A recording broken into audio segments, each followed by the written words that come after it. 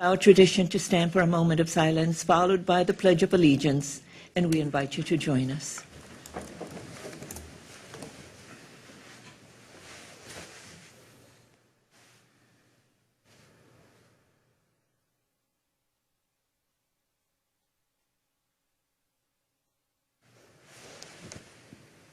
I pledge allegiance to the flag of the United States of America and to the republic for which it stands, one nation, under God, indivisible, with liberty and justice for all.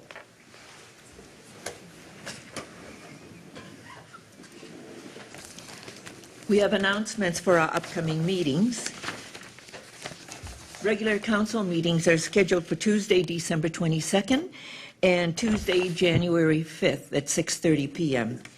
We have a work session that's scheduled for Tuesday, December 15th at 6:30 p.m. And tonight we will be adopting the budget and the final tax levy, and all our meetings start at 6:30 and are held here in the council chambers. We have one proclamation this evening, and I'll read it from that side.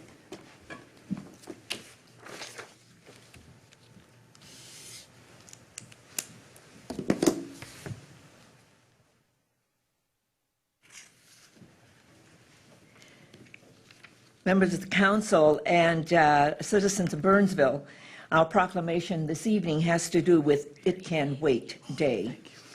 Whereas the city of Burnsville is committed to addressing the growing safety risk of distracted drivers, and whereas each year in Minnesota, distracted or inattentive driving is a factor in 1 in 4 crashes, resulting in at least 70 deaths and 350 serious injuries. And the use of smartphones while driving is increasingly a factor in distracted driving accidents. And whereas recent studies show that regardless of the age, drivers are 23 times more likely to be in an accident if they are texting while driving.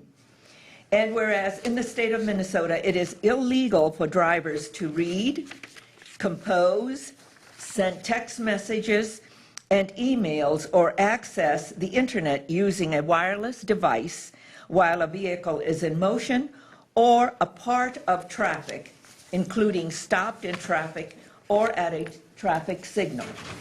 Now, therefore, I, Elizabeth Kautz, Mayor of the City of Burnsville, on behalf of the City Council, do hereby proclaim Thursday, December 10th, 2015 to be Burnsville It Can Wait Day, and call upon all residents of the City of Burnsville to join in the pledge to not text or talk on the phone while driving, be a good passenger, and speak out if the driver in my car is distracted, and encourage their friends and family to drive phone-free.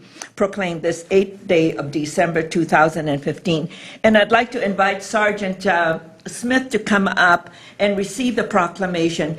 Sergeant Smith is the inspiration and the driver of this initiative, and we thank you for everything that you have done to help our citizens be safe, and give you this proclamation in honor of your work and hard work. Well, thank you very much. I wish I could take all the credit for it, but there's a lot of people throughout the police department and City Hall that have been a part of this. But we really appreciate the support. Technology can be great, but we're seeing some unintended consequences. Hopefully, working together on this, we can make a difference and bring awareness to the dangers of distracted driving. Thank you, and thank you for your leadership on this effort, because as we have seen in the recent past, it has been, some consequences have not been very good. So thank you for your leadership. Well, thank you. Thank you. Thank you. Thank you very much.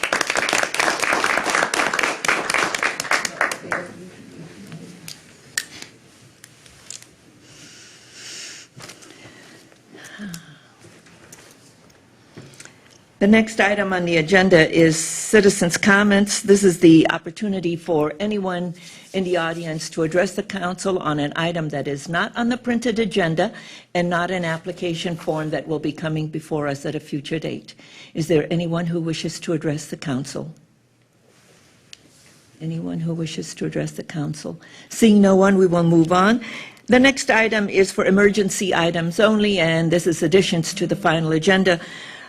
Ms. Johnston, are there any additions to the final agenda? Any emergency items? None from staff, Madam Mayor.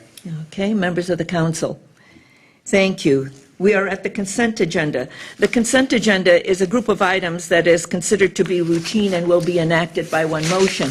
However, an item can be removed from the consent agenda for a separate discussion and vote. Is there anyone in the audience who wishes an item on a consent agenda to be removed for a separate discussion and vote? Anyone who wishes an item to be removed for a separate discussion and vote? Ms. Johnston. None from staff, Madam Mayor. Members of the council, None. may I have a motion, please, to adopt the consent agenda? Move to adopt. Second? Councilmember Sherry makes the motion, second by Councilmember Keeley. All in favor, please say aye. Aye. Opposed, say nay, and a motion carries. The next item is on the regular agenda, and this is item number 5. And this is a public hearing, and it's to approve the increase for on-sale 3.2%, on-sale 3.2% off-sale wine and temporary liquor license fees. Mr. Forsland, our licensing and code enforcement coordinator, is presenting. Good evening, Mr. Forsman. Good evening, Madam Mayor and Council. Tonight before us, we do have the public hearing regarding the increases that are recommended for the liquor licenses for the on-sale 3.2, off-sale 3.2 wine and temporary liquor licenses. On October 29th, notice was sent out to all the affected parties as required under Minnesota law to give them a 30-day notice that we were looking at the fee increases. What we're looking at and proposing is a 5% increase for those licenses that are named. And this increase would result in fees that are comparable with other suburban communities in Twin Cities metro area. Okay. Thank you. Any questions for Mr. Forsland? We've gone through all of this through several work sessions. Questions? Okay, this is a public hearing. I will now open the public hearing. Oops. Councilmember Keeley. Sorry, I was looking for the new location for the button, and I didn't realize it was all the way over here. Yeah, you have a button. Okay. Councilmember Keeley. Thank you, Madam Mayor. Mr. Forsland, just one question. You mentioned we are comparable to other cities. I believe we saw a range or a scale or a graph that had Burnsville slotted in with a number of other cities. Where do you say we fall, or where would you say that we fall in that graph of low to high? The data you're referring to is from the metro municipalities, data from 2015, this year's data, which shows us falling in the mid-range for similar cities. Right. In the metro area. So we've placed ourselves with this 5% increase. We're not the cheapest. We're certainly not the most expensive. We're in the middle range of comparable. That is correct. Thank you. Okay. Any other questions for Mr. Forsland? I will now open the public hearing. Is there anyone who wishes to speak to this item? Anyone who wishes to speak to this item? Seeing no one, I will close the public hearing. Members of the council, your pleasure. Move to approve. Councilmember Keeley makes the motion. Second. Second by Councilmember Sherry. All in favor, please say aye. Aye. Opposed, say nay, and the motion carries. Thank you, Mr. Forsland. The next item on the agenda is the ordinance establishing the 2016 fees and charges. Ms. Kelly Stry, our finance director, is presenting. Ms. Stry. Thank you. Each year, the City Council adopts an ordinance to establish the fees and charges for the upcoming year as set forth by city code and state statutes. Fees and charges have been reviewed through the annual budget process at previous meetings, and the 2016 budget revenue estimates have been set according to the attached fee schedule that was attached to your background. Staff recommends adopting the ordinance establishing the city fees and charges for 2016. Okay, any questions for Ms. Stry? I believe that Mr. Tom Wilbur would like to speak on the fees regarding Massage Enterprises. Is there a Mr. Tom Wilbur? No? Okay. So no one wants to speak to this. Councilmember Keeley. Thank you, Madam Mayor. Well, I just wanted to note that this has all been a very transparent public process when we've discussed fees, the levy, and whatnot. And we have looked to try and shift some burden to user fees to take some of the weight off the general levy, which hits everybody through property taxes. And I think the staff certainly has done a very good job in looking at opportunities where we can be comparable to market, similar to the statement that Mr. Forslund made about our liquor license fees. And so I congratulate the staff for taking this on. This whole process and looking at fees has opened up a few things that we may not have recognized were there. For instance, a utility fee, a franchise fee type of thing that we haven't been charging that other cities have that we're going to take up at a later date. But it was a very good process to go through, and I think it was the right thing to do. So, thank you. Thank you. Any other comments to be made? With that, members of the council, I need a motion to adopt the ordinance establishing the 2016 fees and charges. Move to approve. Second. Councilmember Nguyen makes the motion, second by Councilmember Sherry. All in favor, please say aye. Aye. Opposed, say nay, and the motion carries. Thank you. The next item is the resolution establishing the 2016 property tax levy and adopting the 2016 budget and the adoption of the 2016-2020 capital improvement plan. Our finance director, Ms. Strye, is presenting. Ms. Strye. Thank you. The City Council's had many budget meetings beginning back in June, so 6 months ago, to discuss the 2016 budget. Council has directed staff to prepare resolutions consistent with the proposed budget as presented to the council, with the direction to adjust revenues and levy for the change to the massage license fee structure. So the first resolution we have is to establish the 2016 tax levy for the city. The council acts separately on the EDA levy as after a special meeting, which is the next item on the agenda. So this is just the city portion of the levy.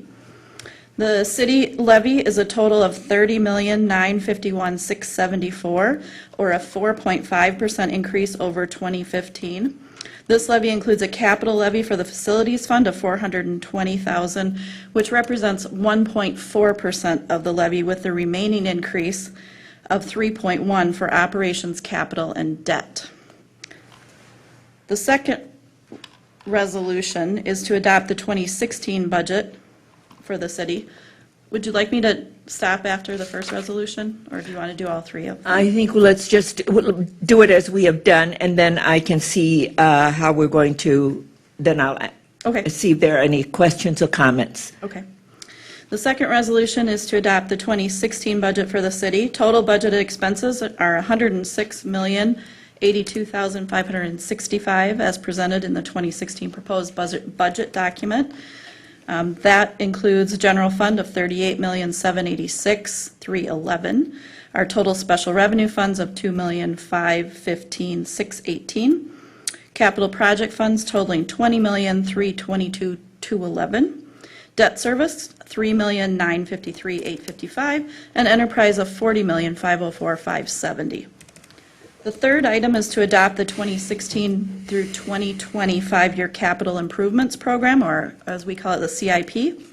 The CIP is included in the 2016 budget document, was discussed thoroughly at the November 24th budget work session. The 2016 project budgets are included in the 2016 budget expenditures in each applicable fund. This is a planning document, and the council will have the opportunity to review and approve each individual project over $20,000 before any project goes forward. Okay. Thank you, Ms. Strye. I believe that we have a Mr. Warren Bigelow who would like to speak on the budget. Mr. Bigelow? Yes, please, sir, if you would come and right here. Yes. Yes, sir. Yeah. Well, I'm here because I don't like your taxes. And see, I can complain, and that's the reason I'm here. Following my military service, I built a small warehouse in Burnsville, I didn't pay even $100,000 for the warehouse. And my taxes are now close to $18,000 per year. I've had it available for rental for almost 3 years. You cannot rent it when you pay that kind of property tax. So that is my complaint. You're Miss Kurtz, is it? Well, anyhow, I built the warehouse. My military service, I was a pilot in World War II. Excuse me. I was shot down once in Belgium.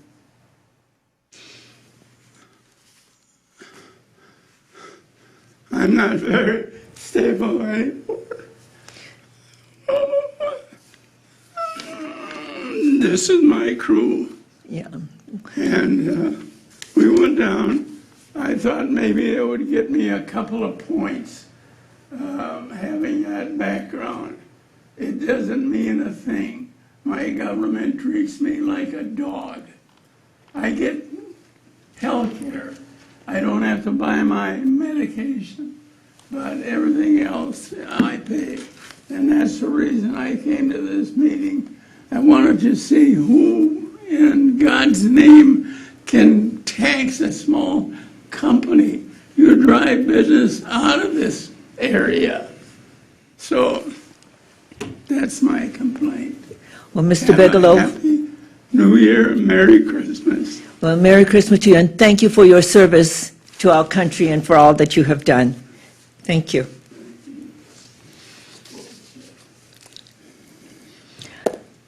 Is there anyone else who wishes to address the council?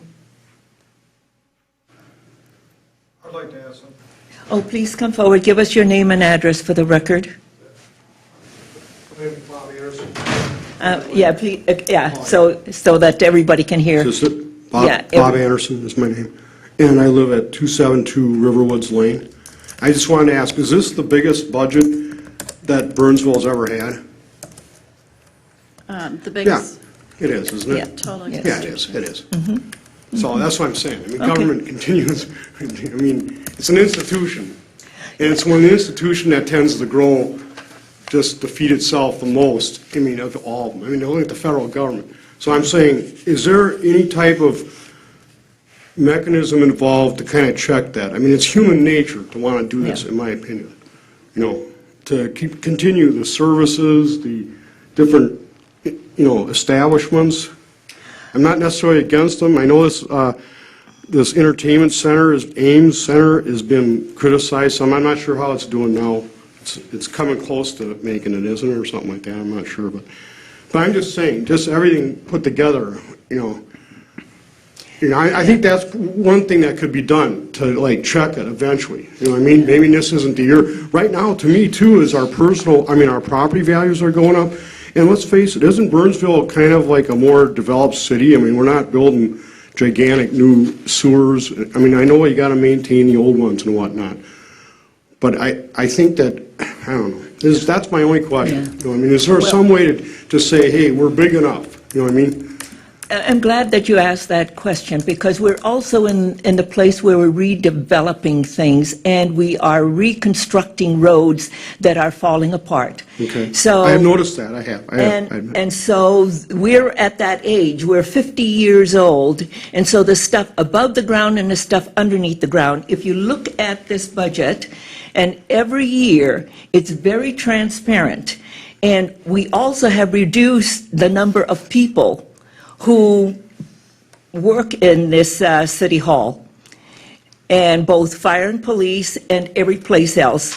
When I came into office, we had a much higher count than we have today, and technology is helping us with all of that. But at the same time, we're an aging city, and so it's like any house that you have, there's going to be a lot of things that need to be taken care of. We have 76 parks, those are the things that we have to take care of. We have to take care of all of the roads, things above the ground and things under the ground.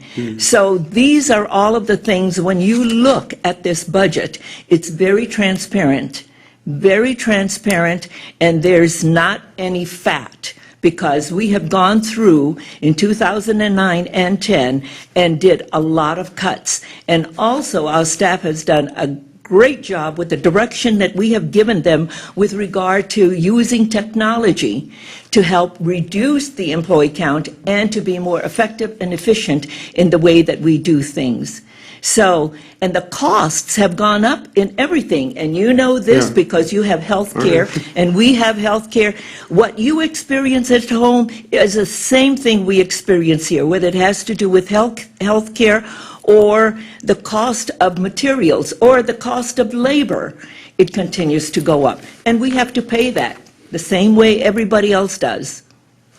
So, Right. and we do our best to be very, very conservative and cost-effective in the way that we deliver service, and to make sure that we keep this city safe and take care of the assets that we're elected to be good stewards, assets that belong to the citizens of Burnsville. Okay, well, I admit there's a lot of things I didn't understand about the thing, but I just get an impression. Yes. That's all. Well, I mean, when will we're- it ever come down? Yeah, Too, on the other hand. But- come to our meetings, Yeah, I and admit, we I should- start okay, in okay, June, so yeah. that you really Right. get I'll an try to meet more. understanding. Yeah. Yes, Okay, okay. I appreciate it, and I accept your answer, actually. Yeah, well, thank you for coming in and asking the questions, because it gives us the opportunity to talk about it and Right. to explain what's going on. Okay. Yes. It just seems like everything always gets bigger. Yeah, it does in society and in... But costs are going up, like you say, and we are aging. I All do- I do- costs are going up. I get it. Okay. Yeah. Thank you. Thank you. Okay. Councilmember Coughlin. Sir, just to go a little further on that, one of the big costs that we're dealing with starting now is to, number one, remodel the entire police department. That is 30 years old, and that is a significant cost. And some of these other costs that were delayed, that we've delayed, starting in 2009, where we had tax decreases and zero tax increases. Back then, some of our unions agreed to no raises. They agreed to that.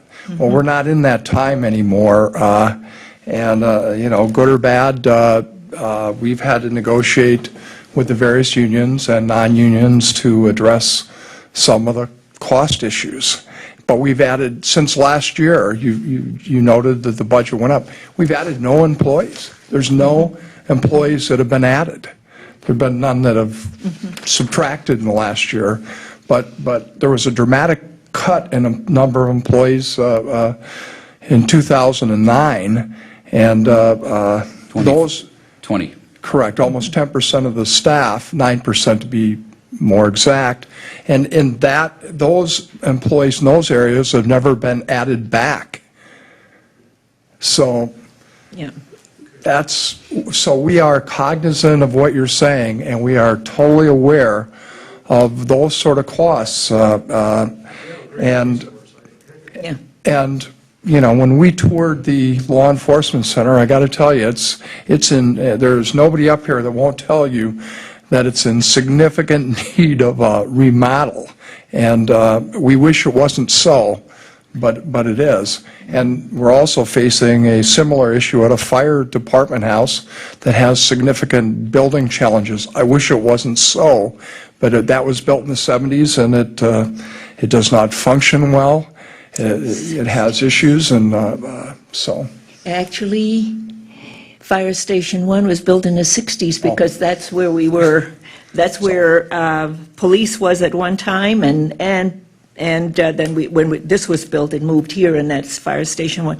And the other thing is that the State Department has pushed down to our police department a lot of functions that were state, but now we have to deliver those services. So, okay. Should be noted that we deliver it far more efficiently than the state does. Yes. Councilmember Sherry. I don't want to pick on you, Mr. Harrison, but you did bring up something that I think is a perception that I would like to address, and that is the perception that government by its very nature continues to grow. This council is very, very careful that that's not happening in Burnsville, and so is our senior staff. We don't provide a lot of things. In fact, we provide less now than we did in 2008 when I came onto council. I'm not taking personal credit for that. I'm just saying that we're very careful to just provide essential services. We don't do any social services, for example. And I think that where government grows, when you look at some of the higher levels of government, state and federal, I think that's where a lot of people just really get concerned that there's so much growth there. But that doesn't happen in the city. I mean, we just want to be sure you're safe, that not just you personally. And I know you just brought it up, so I'm not lecturing you, but I just want to take this opportunity. No, because I think you speak for many, and I think that's what I'm speaking to is that perception that it's growing, and it's just not happening here. So, but thanks for bringing that up. Okay, great. Anyone else wants to make comments? Please come forward and give us your name and address for the record. City Council Mayor. I'm Kevin Grass. I live at 13615 Oakland Drive. And I'm here more or less to kind of deviate a little bit on the fact that we're looking at, the plan until 2020, you said. The capital improvement. Right. Yes. And at that point in time, we're going to have the greatest traffic jam in Burnsville occurring with 35W shutting down and redoing that. I'd like for you guys to kind of suggest to MnDOT a little bit of improvements for this, because I went to the plan. There is no plan. They're just going to turn around and tear out the bridge and put it in. So here's my 2 cents. In the mornings, we got 35W put in the New Jersey barrier between the 2 left lanes, go down 35W all the way to Cliff Road. All the traffic will stay down there. Anybody that takes the Burnsville exits can stay down in the 3rd lane to get on and off the freeway. Thereby, you won't have Ricky Racer jumping from the off-ramp onto the 3rd lane into the carpool lane right away. It will be after Cliff Road when you start getting everybody checking, brake checking each other going down the hill. That won't occur because you're going to start going up the hill. Both 35 north and southbound 35E pave the shoulders for traffic, and thereby you can turn around and have more of the traffic instead of taking 35W, go up 35E to Cedar and then backtrack on Crosstown to 35W again. Those, nothing of that has been suggested to MnDOT, or MnDOT didn't present those options to us as to possibly, lightening up the burden that's going to be occurring when they do the bridge on 35W. This is just stuff they can do ahead of time to try and plan before they turn around and tear out the bridges and give us more, Did you come to the open house? Yes. Okay, and I was down there. There wasn't enough information. Because I was there and I recognized you. So did you talk to some of the folks there? Yeah, and give your suggestions to them? Because our Public Works Director is sitting here and he's listening, and so he can also see what he can do. Right. It's just it's up to MnDOT to do all those repairs, but I'm just looking at the aspect. Yeah. You're going to have a lot of traffic going down Nicollet all the way to Cliff Road, and then try and fight to get on Cliff Road, because everybody here is going to try and stay on the local streets because they know 35W is going to be backed up. We moved in here 3 years ago because my wife works downtown. She takes 35 in every morning. Myself, I was looking at, wherever, as far as, was looking for a fine house, and bought the house here. And so that's my 2 cents. Well, thank you for your input, and I'm also then going to put a bug in your ear. In January, watch the website, and MnDOT's going to be here talking to us about the bridge. Is that correct? Yes, Madam Mayor, members of the council, will have them here for the preliminary presentation, and as part of that, we'll have some preliminary discussions. They're in the design process right now. They haven't given a lot of thought. We know they haven't given a lot of thought to the traffic issues and the things that are going to be Yeah. going on. And so that's part of the planning process. Once we decide how the structure is going to be built, and then we can start looking at phasing. There's been lots of conversations about alternative bridge routes or opening up 169's extra lanes during the project and trying to push off the traffic into other areas. Because we Yeah. know just from the 13 and 5 project, how much impact that can have to our local streets in Burnsville. Yeah. The week when they shut down Cedar Avenue. Yeah, and I think they're That going to was do, Yep. they're 45 minutes to going to come work from with Cedar downtown. also, yeah. So we will definitely start those conversations with them in January, and we will expect that they will have some kind of a public outreach plan in place for commuters and traffic, remembering that we have a BRT line potentially opening during that process too, and that's not going to be a good thing to have that shut down also. So Yeah. there'll be a lot of conversation about getting traffic across the river over the period of construction. So. Now, the bridge that's going to be going from the east to the west side, is that more or less going to be happening? Why wouldn't that be part of the actual build process when they redo 35W? It's in between Black Dog and Cliff. You can put a bridge through eventually for when that gets cleaned up. No, down there? that's not, that's part of a long-term vision, Right, but it's I mean, not part Don't of. you want to put the bridge in right now? That's Do a the thing? 70, $80 million minimum project. There's not even enough money to complete the river crossing bridge to what we would desire to have happen, Yeah. unfortunately. All right. And Yeah. so- I just saw that in the proposal. Yep, so that's Yeah. part of a long-term vision for the city of Burnsville, to have one interchange, which would clean up some of the traffic issues on 35 if you just had one interchange versus the two interchanges that we have now. But it's an unfunded project at this time, and so that's something that's out 30 to 40 years in the future, unfortunately. I didn't know how Yeah. far out it Yep. was. I Yeah. just saw Yeah. it being proposed and I'm No, going, it well, would why wouldn't you definitely do be that the at the same time. time? Yeah. We're hopeful, well, and they do plan to do some of the flood proofing. If you're familiar with 35 Bridge, obviously the lanes leading up to it on the south side, we've had flooding on the northbound lanes several times in the last 15 years, and so they will be raising sections of that so that we can prevent that flooding from 3 feet. happening. Yep. Yep, yes, sir. Mr. Right. Grass, if Thank you you. have other questions, Mr. Albrecht will be happy to have a conversation with you. All right, thanks. Thank you, Mr. Grass. Yes.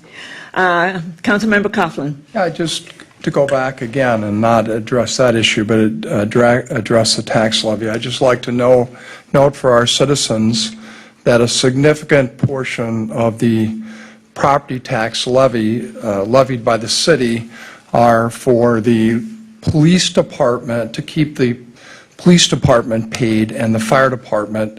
The police department costs, salaries, et cetera, health benefits or whatever, are almost 1% of it, and the fire department are almost, they're less than 0.5%, so between the two, they're about 1.3% of the services, and I am very proud of the law enforcement services that are provided in this city, and just tell you that they go out and risk their life for us. And the last thing I was going to do this budget cycle is start laying off police department in these dangerous times, or try to address it that way. So I just want to make that known. So, Yeah. thanks.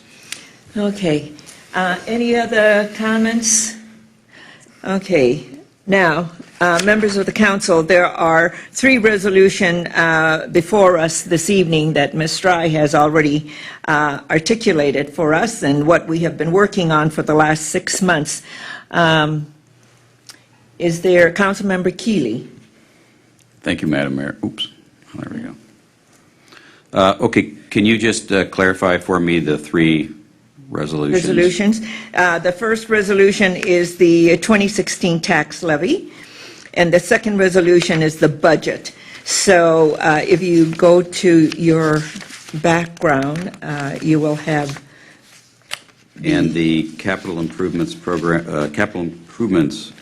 which includes the facilities investment of $420,000, Yes. is included in, that 420 will be deposited into the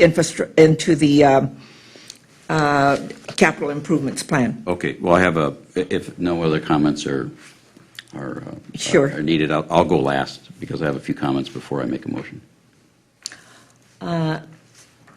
You want to make a motion now?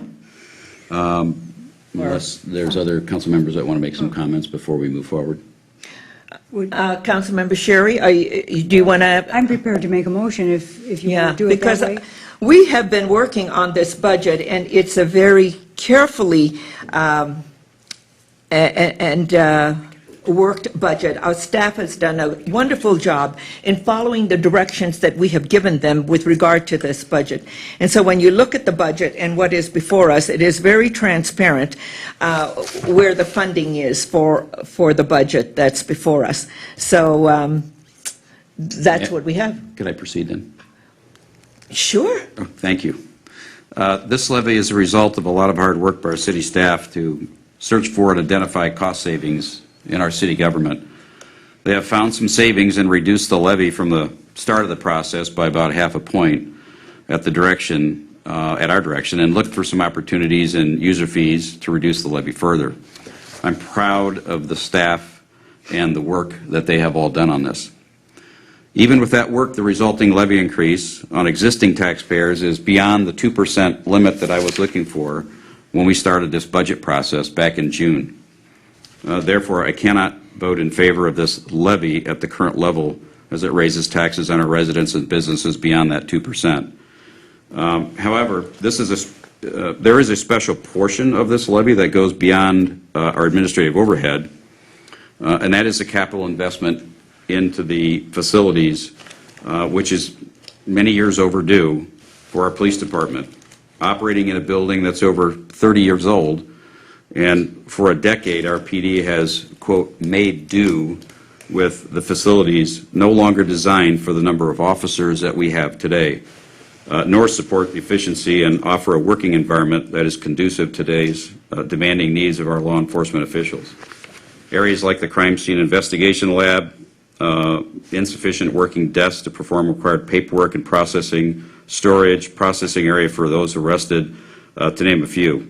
It is a challenging situation that they have lived with for a very long time, and all we can say is to them, all of our law enforcement, is thank you for bearing the brunt of the recession and not being able to, not coming forward and saying, we have a need, you made do with what you had. Tough times over the last several years until the economy got better, and our police department did make do, converting a garage into the crime lab, converting closets into other uses. And as Councilmember Coughlin noted, a tour of the facility was a real eye-opening experience of that need. And so it's time. It's time. It's 30 years old. It's time to set that building up and our police department for the next 30 years and give them the facility that can support what we are asking them to do. So with that, Madam Mayor, I would like to move to divide the motion for the facilities fund levy amount of $420,000, which is 1.4% from the remaining general purpose levy. Okay, the motion on the floor is to set aside the facilities fund 1.4 as a separate motion. Yes, separate motion and separate vote. A separate motion and a separate vote. There is a motion on the floor for that action. Is there a second? Is there a second? Seeing no second, the motion fails. Members of the council, your pleasure with the three resolutions that is before us.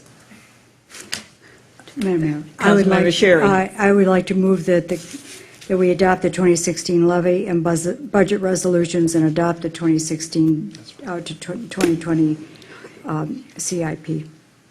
There's a motion on the floor. Second. Second by Councilmember Nguyen.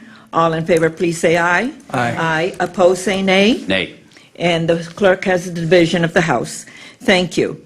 I will now recess the Burnsville City Council meeting so the Economic Development Authority can convene its meeting. President Keeley. Thank you, Madam Mayor. I'll now open the Burnsville Economic Development Authority meeting.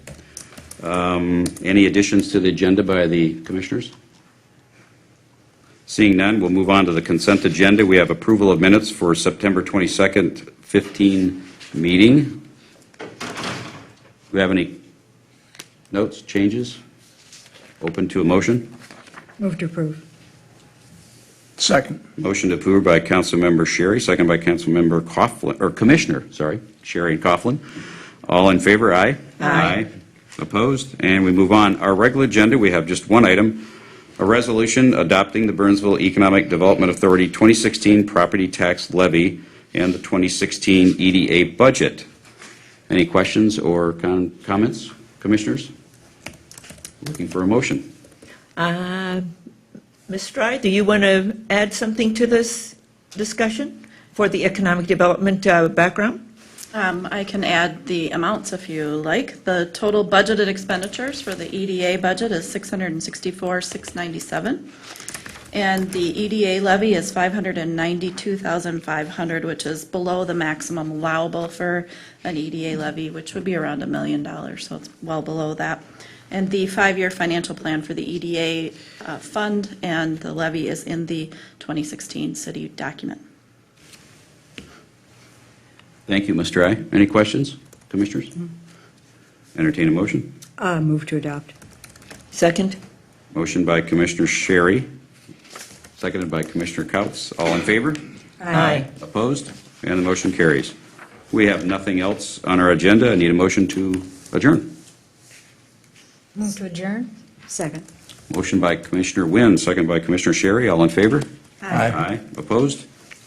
Madam Mayor, turn it back over to you. Thank you. I will now reconvene the Burnsville City Council meeting, and we are at item number 9. Item number 9 is the ratification of the resolution adopting the Burnsville Economic Development Authority 2016 property tax levy. And this action that the Economic Development Authority took, the Burnsville City Council must ratify that action. And so there is nothing more, Ms. Dry, for you to add to it, except that we need to ratify the action that was taken by the EDA.